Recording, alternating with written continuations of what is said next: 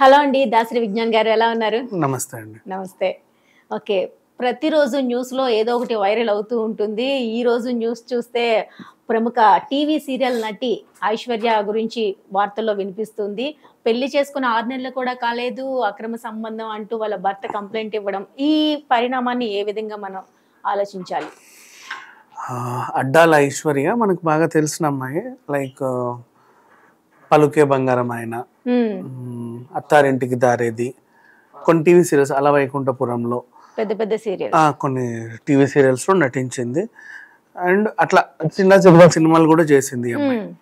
అయితే రీసెంట్లీ కాపు మ్యాట్రిమోనీ ద్వారా ఓకే ఈమెకి పెళ్లి సంబంధాలు వెతుకుతూ ఫోటోలు పెట్టారు. సేమ్ ఒక సంబంధం కుదిరింది, పెళ్లి అయిపోయింది. ఓకే అతని పేరు పిన్నింటి శ్యామ్ కుమార్. ఇతను పెళ్లి చేసుకున్న తర్వాత అంత బాగానే గడిచింది. ఇప్పుడు ఇతను చెప్పిన కంప్లైంట్ ఏంటంటే, మాకు సెప్టెంబర్లో పెళ్ళయింది అండ్ పెళ్ళైన 15 రోజులకే ఆమె సిగరెట్ తాగుతా నాకు కనపడింది. సరేలే, టీవీ సీరియల్లో నటిస్తుంది కదా, ఏదైనా ఉండొచ్చేమో అనుకుని నేను పెద్దగా పట్టించుకోలేదు, లైట్ తీసుకున్నాను. ఆ తర్వాత ఒక రియల్టర్ కరణం రమేష్ అనే ఆయనతో ఎక్కువ చనువుగా ఉండడం నేను చూశాను. వాళ్ళిద్దరి ఫోన్ కాల్స్ నా దగ్గర ఉన్నాయని లీక్ చేశాడు. కొన్ని ఫోన్ కాల్స్ వాళ్ళ చాట్స్ అవన్నీ చూపించాడు. ఇప్పుడు ఆయన మీడియా ముందుకు వచ్చి ఏం చెప్తున్నాడు అంటే, అమ్మాయి ఇతన్ని బెదిరించిందంట. అంటే లైక్ సరే నా గురించి అంతా తెలుసు అంటున్నావు, ఓకే పోతే విడిపో, నష్టమే ఉంది, విడాకులు తీసుకుందాం, నువ్వు ఎందుకు అంత ఇది చేస్తున్నావు ఆమె చెప్పిందంట. కాకపోతే ఇక్కడ వచ్చిన సమస్య ఏంటంటే, ఆమె ఇప్పటికే 25 లక్షల వరకు కాజేసింది.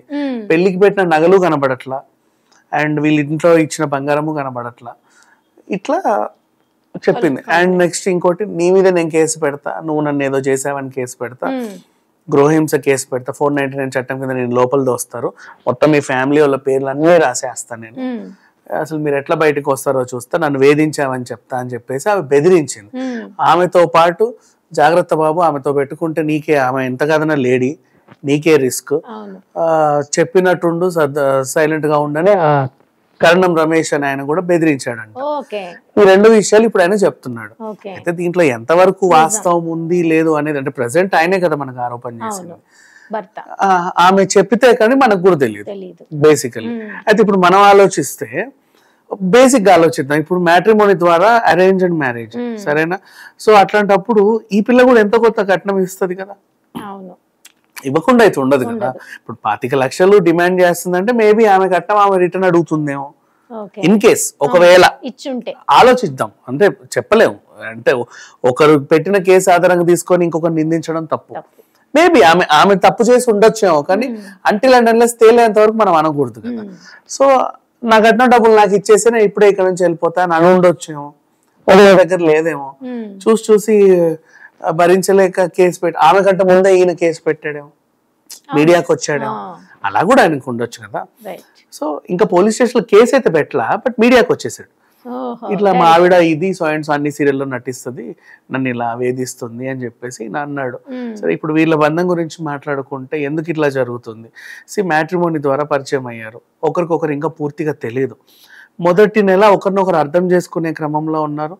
మేబీ నీకు ఆమె సీరియల్స్ లో నటించడం ఇష్టం లేదేమో, ఇష్టం లేకపోతే చెప్పొచ్చు, లేదా పెళ్లి చూపులు టైంలోనే ఇట్లా అమ్మాయికి పల్లిపల్లాన ఇలా సీరియల్స్ లో నటిస్తుంది, ఇలాంటివి ఉన్నాయి, మీకు ఓకే అయితేనే పెళ్లి చేసుకోండి, లేకపోతే లేదు. లేదా కొంతమంది బిజినెస్లు పెట్టుకుంటారు, అంటే లైక్ చిన్న బొటిక్ పెట్టుకోవాలని ఉంటది, లేకపోతే ఇంకేదన్నా బ్యూటీ పార్లర్ పెట్టుకోవాలని ఉంటది.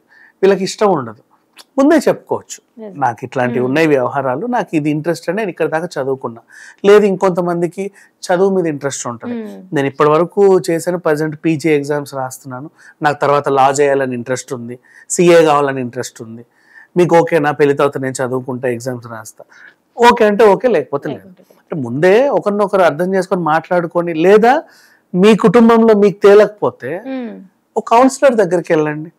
చాలా మందికి ఇచ్చే అడ్వైజ్ ఏంటంటే, బిఫోర్ మ్యారేజ్ ఎవరైనా సరే ఒక కౌన్సిలర్, థర్డ్ పర్సన్ అన్ని చెప్పేసుకోండి, నాకు ఇవన్నీ ఉన్నాయి, ఇతన్ని చేసుకోవాలనుకుంటున్నాను, ఇతనికి ఇవన్నీ ఉన్నాయి చేసుకోవాలనుకుంటున్నాడు, మీరేం సలహా ఇస్తారు, మీరు ఇలా ఉండండి అలా ఉండండి, అదేం పిచ్చి కాదు, జస్ట్ కౌన్సిలింగ్ హ్యాపీగా ఇచ్చుకోవచ్చు.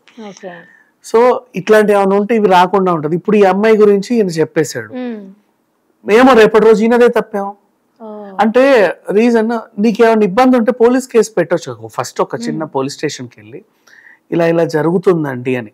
అయితే లేకపోతే ఇంకో విషయంలో నిజంగా ఆమె తప్పున్నా ఈయన పోలీస్ స్టేషన్కి వెళ్ళడానికి కూడా భయపడి ఉండొచ్చు, ఎందుకంటే అబ్బాయిల మాట ఎవరు వినరని, అమ్మాయి తరఫునే చూస్తారని.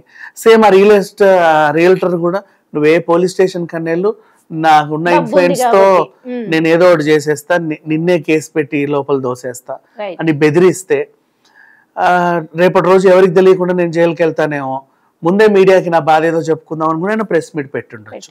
కారణాలు ఎన్నైనా కానివ్వండి. కాకపోతే మొన్న సెప్టెంబర్ లో పెళ్ళయింది, హార్డ్లీ అంటే నవంబర్ డిసెంబర్ అంతే, ఒక న్యూ ఇయర్ ఎంజాయ్ చేశారు వీళ్ళు, మధ్యలో ఒక వ్యాలంటైన్స్ డే వచ్చింది. కాకపోతే ఈయన పెళ్ళైన 1 month నుంచి ఆమె దూరం పెట్టేశాడంట. ఆమె గురించి అర్థమయ్యి ఈమె వల్ల మా పరువు పోతుంది, మా ఫ్యామిలీ రోడ్డున పడింది, మమ్మల్ని చాలా వేధిస్తుంది అని అయితే నేను చెప్పుకొని వచ్చాడు. మరి ఆమె ఎలా బెదిరించిందో లేకపోతే ఇతను ఎలా చేశాడనేది మనకి పూర్తి వివరాలు అయితే తెలియదు. కానీ అంటిల్ అండ్ అన్లెస్ వీళ్ళదే తప్పు ఆమెదే ఒప్పు అని మనం చెప్పలేము, ఎందుకంటే ఇద్దరు తరఫున వినాలి ఎప్పుడైనా సరే. రేపు ఆమె కూడా బయటకు వచ్చి లేదండి ఇతనే నన్ను ఇలా ఇలా చేశాడు, అందుకు నేను దూరంగా ఉండాలంటే నా మీద రివర్స్ కేసు పెట్టాడు అని ఉండొచ్చు. లేదా సరే విడిపోవాలనుకున్నాము, నేను పెళ్ళైన కొత్తలో నా ఇంటి నుంచి బంగారంతో పాటు వచ్చాను, 25 లక్షల కట్నంతో వచ్చాను, నావి నాకు ఇచ్చే వెళ్ళిపోతా అంటే వీళ్ళు ఇప్పుడు ఇవ్వట్లేదు అని కూడా చెప్పవచ్చు. అంతే కదా, విడిపోవాలనుకున్న వాళ్ళు ఇప్పుడు వీళ్ళు కలిసి ఉండే దాఖలాలు అయితే లేవు.